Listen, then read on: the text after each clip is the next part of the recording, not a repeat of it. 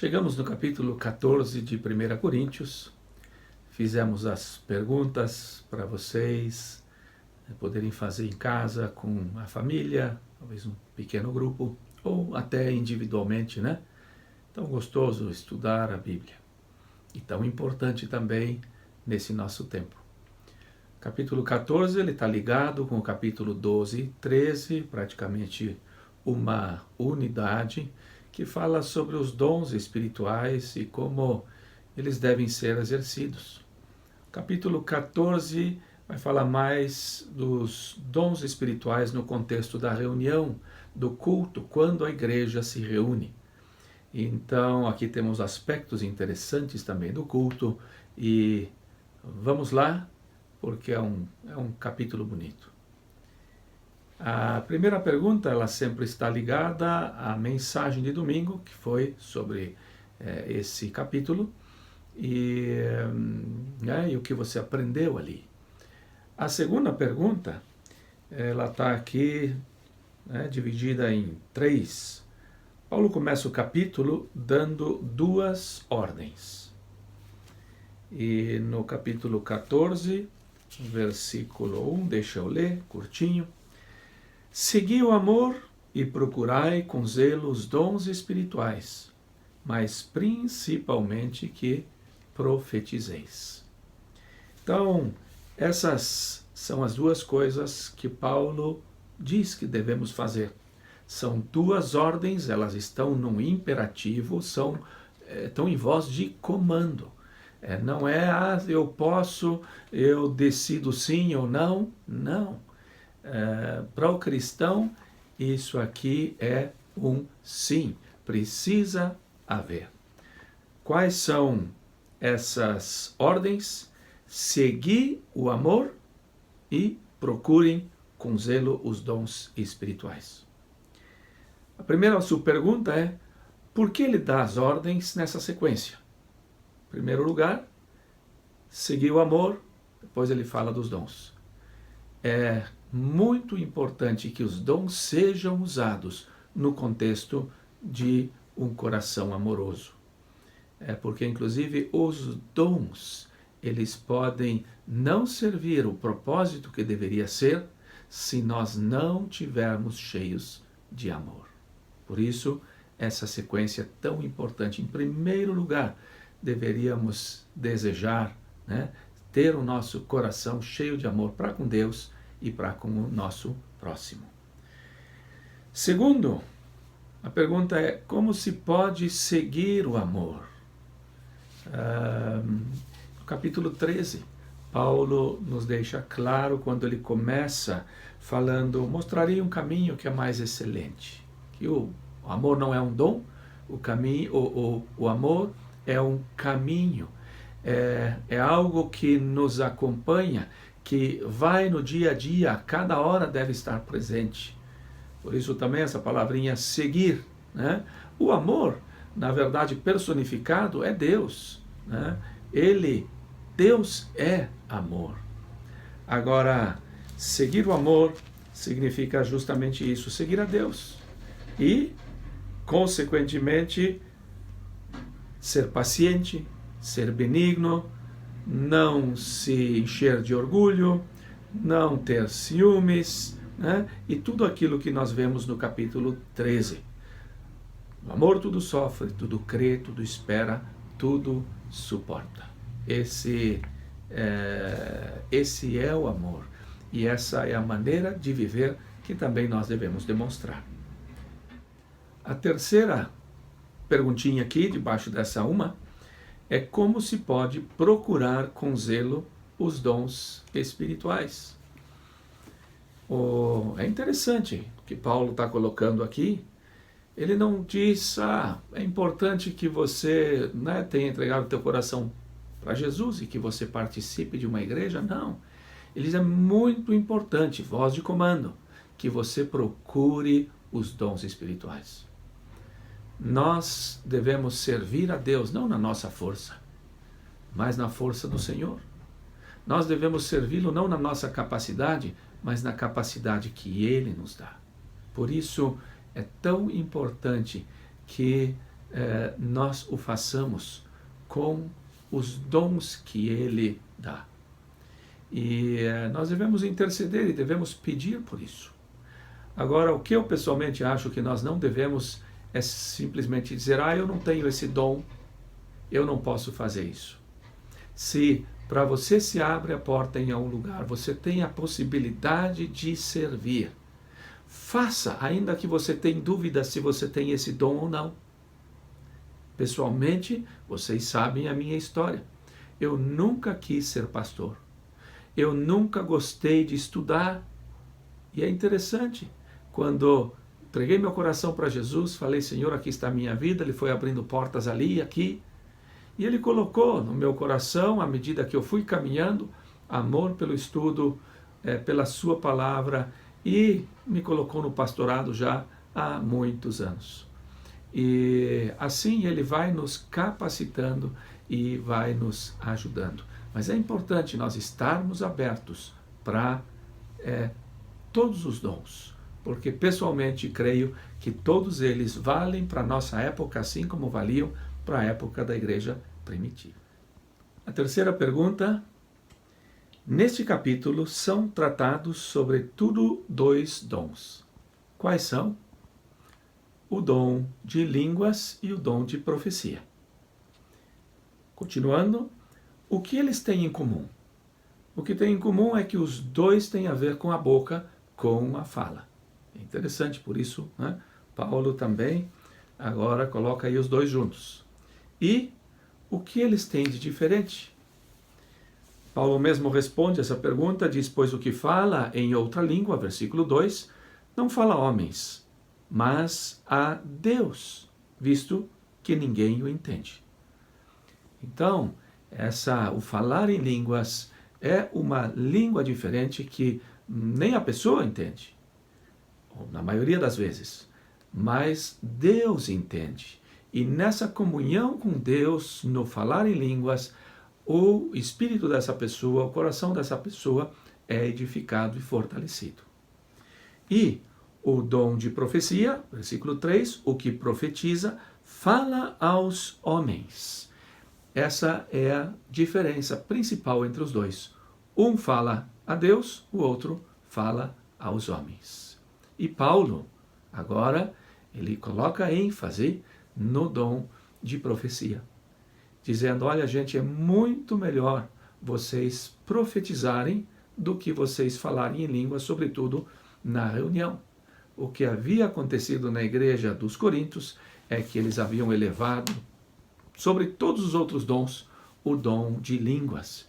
E aqui, então, Paulo faz essa correção. Vamos para a pergunta de número 4. Como o dom de línguas e o dom de profecia podem ser importantes para a igreja? O dom de línguas, ele pode ser, sim, importante para a igreja, quando a pessoa que ora em línguas é edificada e não se julga mais espiritual do que outros, por isso é melhor do que outros. Mas ela, através da sua oração em línguas, ela vai experimentar a presença de Deus, ser mais cheia do Espírito Santo e vai poder servir melhor e abençoar a vida de outras pessoas. Por isso, também tem o seu lugar. Por outro lado, o dom de línguas também, segundo o capítulo 14, pode ser usado na igreja e ser de edificação para toda a igreja. Quando? Quando a pessoa tem alguém que interprete. Então, um fala em línguas e o outro interpreta, ou Deus pode dar também a interpretação para aquele que falou em línguas. Mas aí a gente também tem que cuidar muito, porque podem acontecer manipulações, onde a pessoa, de repente, Deus está dizendo quando Deus não disse. Mas o dom de línguas com interpretação pode ser também algo que edifica a igreja através de uma mensagem que Deus dá diretamente para a igreja. O dom de profecia, que é o dom que Paulo aqui enfatiza, mas ele deseja que todos eles profetizem. Esse dom, ele, como o próprio apóstolo Paulo já menciona aqui, no versículo...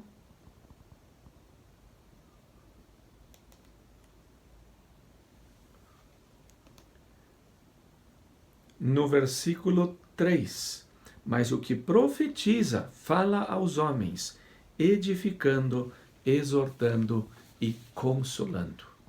Essas são características da profecia do Novo Testamento. Edificando, essa palavra que é dada por alguém na reunião, ela vai ser uma palavra que vai edificar, vai ajudar outros a se levantarem. Ela pode ser, às vezes, até uma palavra dura, né? Muitas vezes nós precisamos de uma palavra dura, uma palavra de correção. E o profeta no Antigo Testamento muitas vezes chamava a atenção das pessoas para corrigir o seu caminho. Então, ela tem a característica de ser de edificação. Ela nunca vem para pisar e dizer está tudo errado, está tudo mal e simplesmente não mostrar um caminho. Não, a palavra profética mostra um caminho para a edificação. Segundo, ela, como a palavra aqui diz, ela exorta ou em outras versões ela anima. E esse é um bom sentido. Ela encoraja, ela anima outras pessoas. E por último, ela consola. Então, ela está, segundo Paulo aqui, ligada a esses três aspectos. Muitas pessoas veem a palavra profética muito ligada com a pregação de um pregador domingo. Pode ser, né? Mas muitas vezes não é. É uma palavra espontânea que Deus coloca no coração de uma pessoa para toda a igreja ou para alguma outra pessoa. Então, é algo que essa pessoa recebe com forte impulso. Isso aqui eu preciso estar compartilhando. Agora, por causa dos muitos abusos, o Novo Testamento também muitas vezes nos adverte, diz que nós devemos estar avaliando, sim, as profecias, provando as profecias. Paulo diz aos Tessalonicenses, não apague as profecias. Não diga isso não vale nada, isso não pode ser. Não, ele diz, deixem, mas que vocês as provem, se elas realmente vêm de Deus ou não. Porque profecias podem vir de Deus, elas podem vir do próprio coração humano ou podem vir até por parte de Satanás. Então, nós não queremos a profecia que vem do coração humano, nem a que vem de Satanás. Nós sim queremos estar abertos para aquilo que Deus diz, a profecia que Deus diz. E com relação à profecia ligada a uma mensagem, inclusive preparada de um pregador, quantas vezes a gente percebe que pessoas que de repente estão na igreja, o pastor nem imaginou que isso aconteceria, mas aquela pessoa, ela sai da igreja e diz, como é que aquele pastor me conhecia tão bem? Como é que aquilo que ele disse era exatamente aquilo que eu precisava ouvir? Ou era exatamente aquilo que eu sou e preciso mudar na minha vida? Então, às vezes, a pessoa que está falando lá na frente nem percebe como a palavra profética pode estar chegando ao coração de outras pessoas, né? Mas é um aspecto da profecia, sim. Essa pessoa vai se sentir tocada pelo próprio Deus quando essa palavra vier de Deus. Outra pergunta, de número 5. O que estava acontecendo de errado na igreja de Corinto com relação a estes dons? O que estava acontecendo, na verdade, aqui seria um texto bem longo, do versículo 6 ao 31, nós temos essa descrição do problema da igreja, mas basicamente era esse. Eles haviam dado um status ao dom de línguas, eles haviam elevado esse dom sobre todos os outros dons e valorizavam isso demais. E aí o apóstolo Paulo diz, olha gente, não é assim. Existem dons, inclusive, que são mais importantes que o dom de línguas, por exemplo, o dom de profetizar. Vamos para a pergunta de número 6. O capítulo inteiro trata do problema no culto da igreja. Como era o culto naquela época? Versículo 26 ao 31. Qual é a diferença com relação aos cultos das nossas igrejas? O que precisaria ser mudado nas nossas igrejas para sermos mais bíblicos? Aqui no versículo 26, nós temos a melhor descrição do que acontecia na reunião ou no culto quando a igreja daquela época se reunia. E o apóstolo Paulo diz: quando vos reunis, não está mandando nada, ele só está constatando algumas coisas. Um tem salmo, outro doutrina, este traz revelação, aquele outro língua, e ainda outro interpretação. Seja tudo feito para edificação. Então, um tem salmo.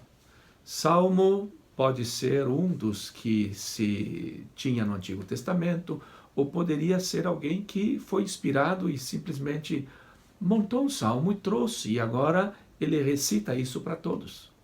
Como também pode ser um canto. Nós sabemos que a igreja primitiva cantava, Jesus também, né? Na noite em que ele foi traído, eles saíram da ceia e cantaram um hino. Então a igreja primitiva ela também cantava, e aqui salmo poderia estar ligado com isso. Depois ele fala outro doutrina, e agora tem uma outra pessoa que ensina as verdades de Deus. Isso é doutrina. E isso nós também temos, cantamos, nós temos doutrina. Depois, este traz revelação. A outra pessoa traz assim algo diretamente de Deus, talvez uma direção para a igreja, da vontade de Deus para eles. Também pode ser. E depois, um outro língua e ainda outro interpretação. Também isso fazia parte da reunião, né? O falar em línguas e a interpretação, ou falar em línguas se houvesse interpretação, é como Paulo gostaria que acontecesse. Então, basicamente, esses eram os elementos, assim, na liturgia, né, na forma do culto que eles tinham naquela época. O que é que chama atenção?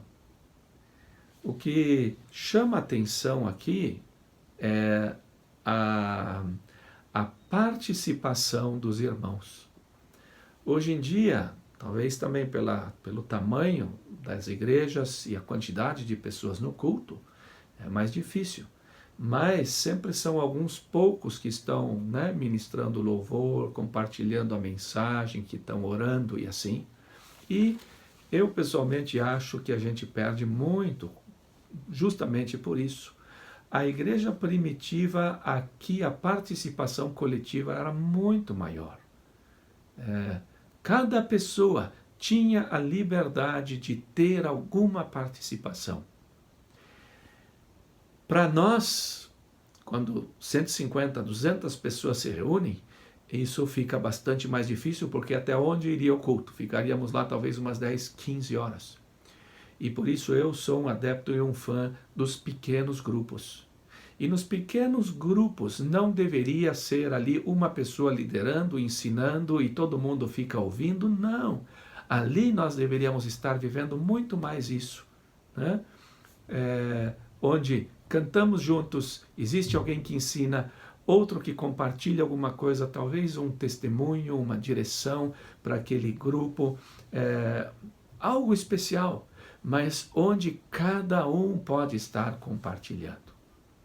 Então, esse é um aspecto que eles na igreja primitiva viviam muito mais, porque as igrejas também funcionavam mais nas casas, mas essa parte do sacerdócio universal nós perdemos demais, onde nós vemos que algumas pessoas são as que foram escolhidas supostamente para ministrar, os outros são os ministrados. Não é assim como a igreja primitiva entendia, e Paulo também não.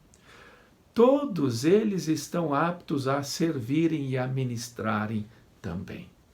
É claro que Paulo também coloca o limite, porque não dava para todo mundo profetizar, nem todo mundo falar em línguas e interpretar. Por isso ele chega e diz, se não houver intérprete, fique calado na igreja, falando consigo mesmo, né? Aquele que fala em línguas. Tratando-se de profetas, falem apenas 2 ou 3 e os outros julguem. Então, não dá para todo mundo dependendo da quantidade de pessoas.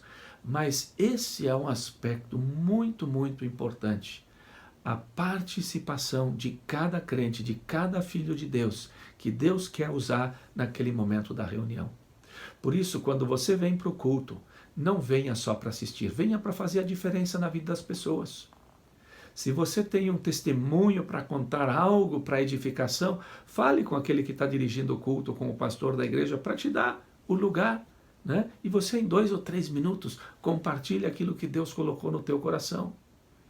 Né? Tudo isso é importante e com certeza, né, vai ser usado por Deus, como ele diz aqui, seja tudo feito para edificação. Não para ser visto, não porque eu tive alguma coisa fantástica, não. Mas se é para outras pessoas serem edificadas, então compartilhe, então participe. Tá? Pergunta de número 7. Existem pessoas que dizem estar tão cheias do Espírito que não têm mais controle sobre si mesmos. O que os versículos 32 e 33 dizem a respeito? Talvez você já viu, hoje nós vemos isso também, no YouTube tem vídeos com isso. Pessoas que de repente são tão cheias do Espírito Santo e saem pulando, saltando, riem sem parar e todo esse tipo de coisa. E os versículos 32 e 33, eles são bem importantes, porque eles dizem, os espíritos dos profetas estão sujeitos aos próprios profetas. Porque Deus não é de confusão, e sim de paz. Então, o Espírito Santo, ele é muito respeitador. E Paulo está dizendo, se você estiver falando em línguas, ou profetizando, ou alguma outra manifestação do Espírito, não existe isso de que você não pode parar. De que agora isso tem que, né, extravasar sem limite quase. Não. Paulo diz, o Espírito está sujeito ao profeta. É diferente com o espírito maligno. Quem já trabalhou, já expulsou o demônio, sabe que ali não tem controle nenhum por parte daquela pessoa, porque o demônio, o diabo, ele não respeita nada. Mas o nosso Deus, ele respeita. Então, por isso Paulo diz, se alguém tem alguma profecia, 2 ou 3. Pode ser que tenha 10 pessoas ali que poderiam, mas Paulo diz, não, você não precisa falar. Então, esse também é um aspecto bem importante com relação aos dons espirituais. E se é um dom que a pessoa não pode controlar, é importante estar avaliando se esse realmente é um dom de Deus ou se ele vem de outro lugar. Então, uma dica bem, bem importante para nós. Vamos para a pergunta de número 8. O problema nos cultos não estava só relacionado aos dons, mas também às mulheres. O que os versículos 33 a 37 têm a dizer sobre o problema? A mulher não pode nada no culto? É interessante como esse capítulo 14 ele termina, Paulo sai assim um pouco desse problema do uso dos dons e da desordem no culto e entra assim no tema das mulheres. Mas esses versículos que nós vemos, conservem-se as mulheres caladas nas igrejas, porque não lhes é permitido falar, mas estejam submissas como também a lei o determina. Isso aqui está muito ligado com o versículo 33 anterior, porque Deus não é um Deus de confusão, de desordem, e sim um Deus de paz. Então havia assim uma confusão com relação ao uso dos dons, e cada um queria falar mais do que o outro, e aqui, pelo que tudo indica, as mulheres também estavam trabalhando fortemente nisso. Com essa liberdade que elas sentiam no Evangelho, elas possivelmente passaram dos limites e tomavam boa parte da reunião e faziam perguntas, talvez questionamentos, queriam dizer determinadas coisas e tudo. E Paulo, então, aqui diz essas palavras que são assim, tão fortes. É interessante, nós vemos capítulo 11, no versículo 5, ali Paulo não proíbe que a mulher profetize, ou seja, a profecia é para edificação, para exortação, para o consolo, ou seja, ela precisa falar, né? Paulo diz ali, toda mulher, porém, que ora ou profetiza com a cabeça sem véu, desonra a sua própria cabeça. Ele dá por sentado que a mulher ora ou ela também profetiza. Então, por um lado nós temos esse texto, por outro lado nós temos o outro no mesmo livro. Como é que nós podemos entender isso, né? De uma forma geral, nós vemos que a mulher, ela recebeu de Cristo a mesma ordem, a de ir e fazer discípulos, né?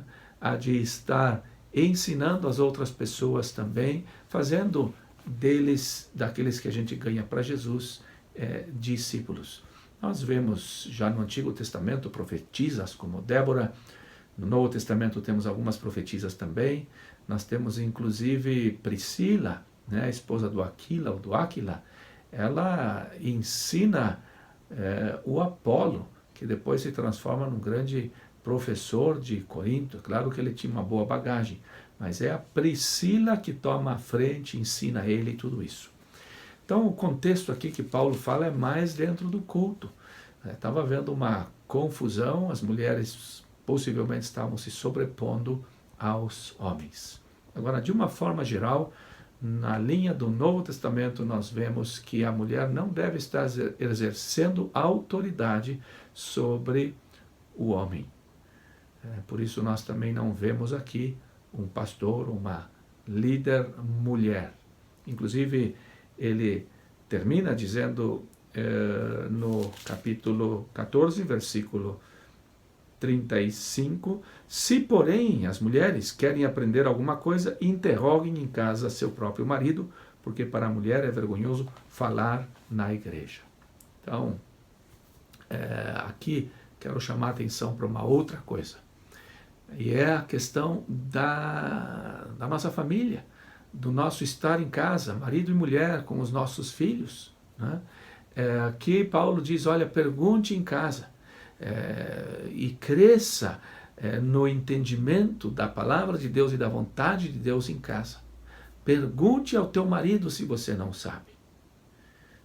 Eu imagino que, né, os maridos aqui têm um desafio bem grande, porque muitas vezes nós encontramos as mulheres sabendo muito mais da Bíblia do que os homens. E Paulo aqui ele diz que as mulheres devem estar perguntando aos seus maridos se elas querem aprender. Ou seja, maridos, vamos, né, procurar crescer e nos fortalecer de verdade na palavra de Deus para instruirmos bem também as nossas esposas. Vamos para a pergunta de número 9. São perguntas mais pessoais, mas talvez as mais importantes.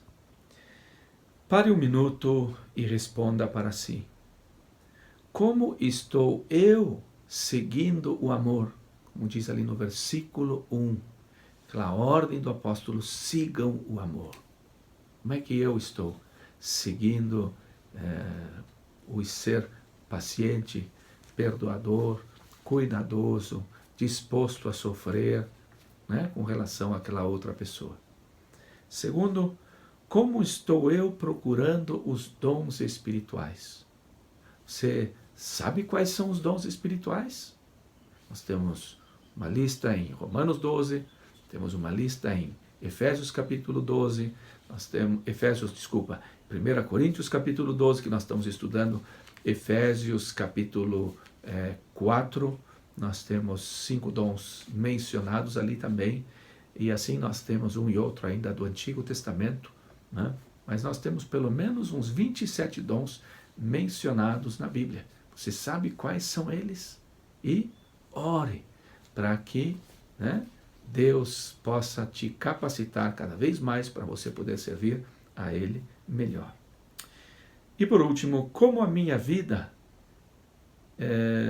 está fazendo diferença na vida dos outros. Não vivamos para nós mesmos, vivamos para o Senhor, fazendo a diferença na vida dos outros. É muito importante, principalmente no tempo que nós vivemos. Que Deus te abençoe e até o próximo estudo.